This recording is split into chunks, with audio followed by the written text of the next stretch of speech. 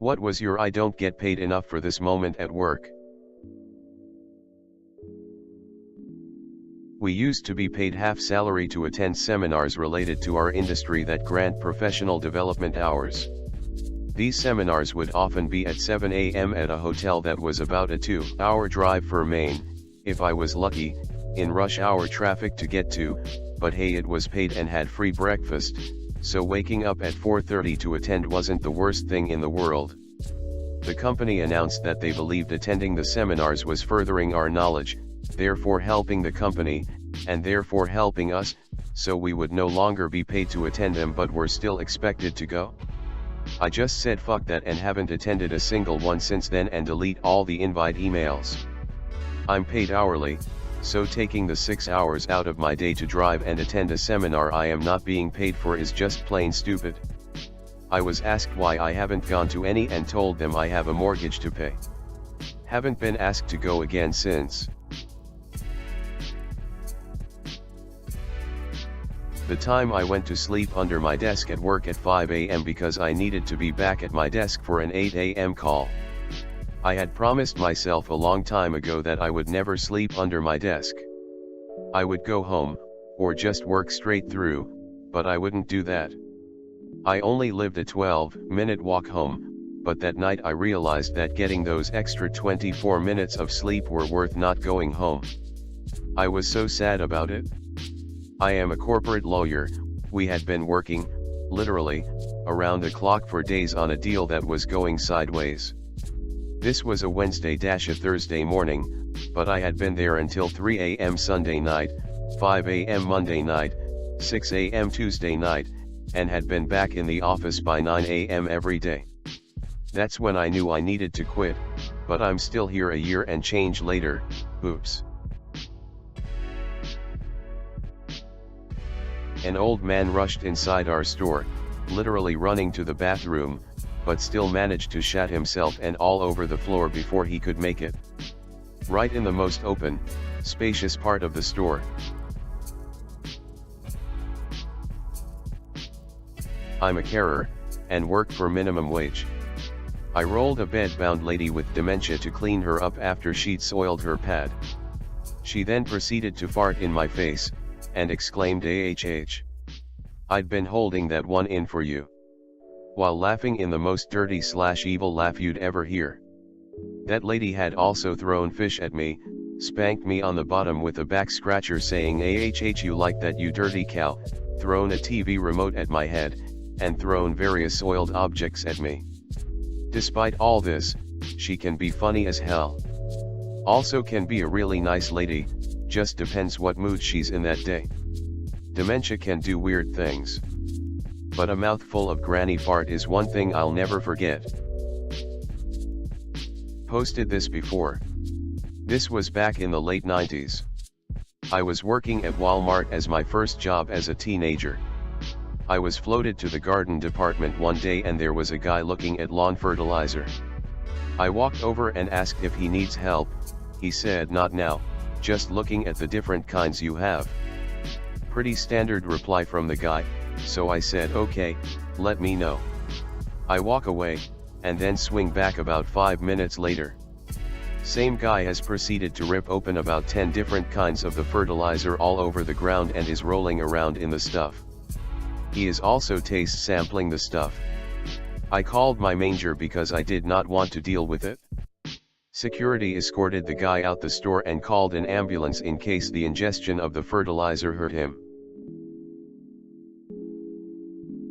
I had an emergency, last-minute 20,000-word translation that needed to be done in under 24 hours.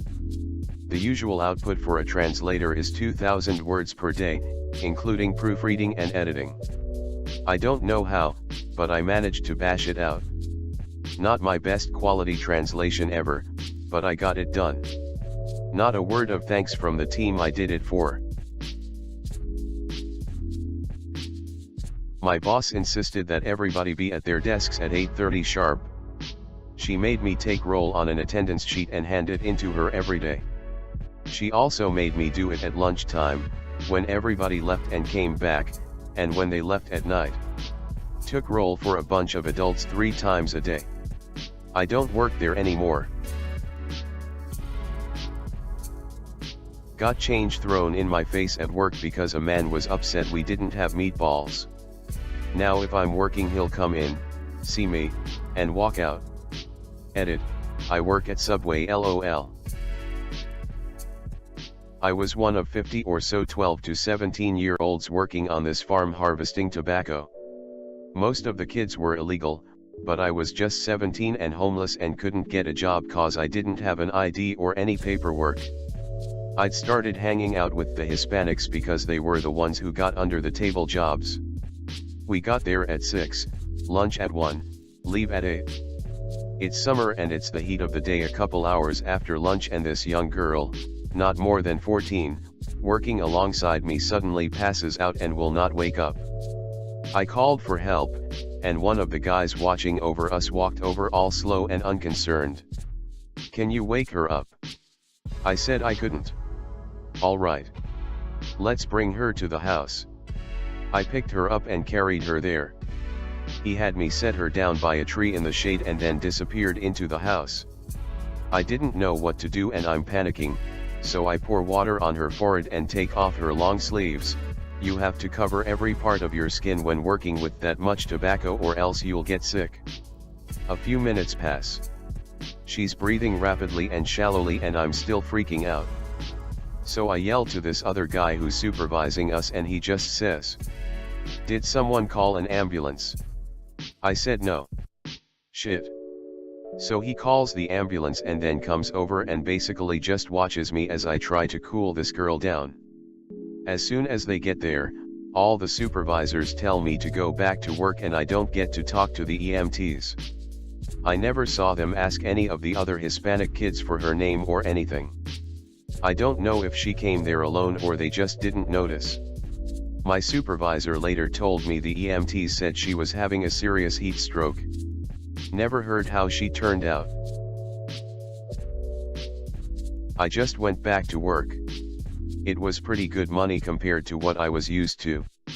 They used to make us leave our water jugs by the barn because they thought we slowed down too much with all our hydration, allowing us about 10 minutes every 2 hours to drink up. We had to wear hot-ass long sleeves and gloves and jeans. I remember drinking so much water I threw up, then drinking more cause I'd just lost it all LOL. That really taught me how much a hat helps you when you're in the sun all day. There were thousands of acres that all needed to be harvested and put up in less than 2 weeks. We did it in a little more than 4 days. Payment was $50 a day. That's the hardest I ever worked. Life isn't worth living if you work that hard. Those Hispanic kids, though, they were insane. Never saw them complain. They'd just sing and joke if they said anything. That girl was dead silent up till the heat stroke. I still remember that. I don't know if places like that are still around, but they shouldn't be. I work in childcare. There was one time we had one kid who had a diaper blowout and one kid who puked everywhere. There's only 2 teachers, so one has to handle the blowout and one the vomit, while also keeping the rest of the kids away from it all. I worked in SROs in the middle of the roughest part of my city. I frequently have to identify drug dealers, report them, get them banned, and then enforce the ban. I get threatened by them a lot, usually just with fists or knives. I don't mind that so much. If they come at me with a knife, then the cops actually bust them and then they're out of my hair for good. Well, one guy just kind of laughed at me and said I'd regret it if I kept getting in his way. Which people say, though usually more aggressively, and I don't put much stock into it. Then he gave me his name and just told me to Google him. Turns out he's the son of one of the more violent crime families in the area. They're connected to like 40 targeted killings, and a lot of them are guys like me getting gunned down in parking lots. At that point I backed the F off. $20 an hour is not enough to fight effing mob. Edit. Because apparently people don't know what an SRO is and are angry about it. Single room occupancy. Direct support staff for people with minor disabilities. 13 an hour, had a client go off the rails because he refused to take schizophrenia pills, was working night shift and he gets up in the middle of the night and starts yelling random things, running around the house naked, peeing on everything, asking for me to put a cowboy hat on him. He is now in a nursing home, bless his soul.